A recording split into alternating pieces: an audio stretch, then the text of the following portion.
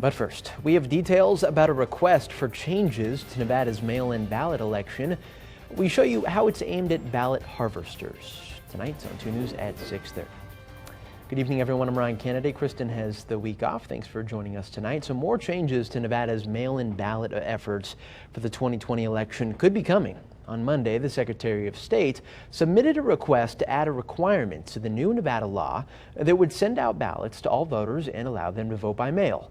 Jefferson Tyler is live outside the state capitol with details on the proposed change. Jefferson, who would be affected by this? Well, as you mentioned, it's ballot harvesters. Those are the people that collect and submit ballots for others. Now, you'd actually have to have 10 ballots or more to submit those for others in order to qualify for this classification. The Secretary of State actually submitted paperwork that will require anyone who falls under this category to submit the name, address, and of all ballots that they submit.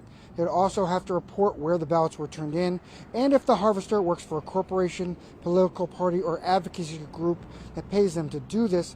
The Secretary of State says this information would allow them to properly investigate any illegal activity associated with ballot harvesting, although it is now legal under the recently passed legislation. It's a legitimate request. I mean, at least under the guise of preventing any funny business from going on as far as submission of ballots.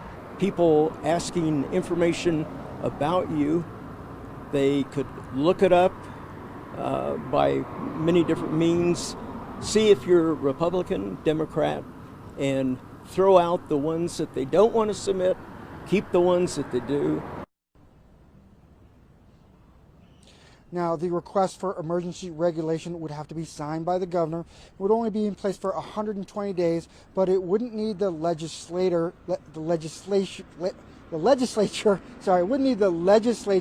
to approve it in order to affect the laws. And for 7 days after the election, that's how much time that the harvesters have to turn in that information. So that would be actually November 10th. Covering the story, Jefferson Tyler, 2 News.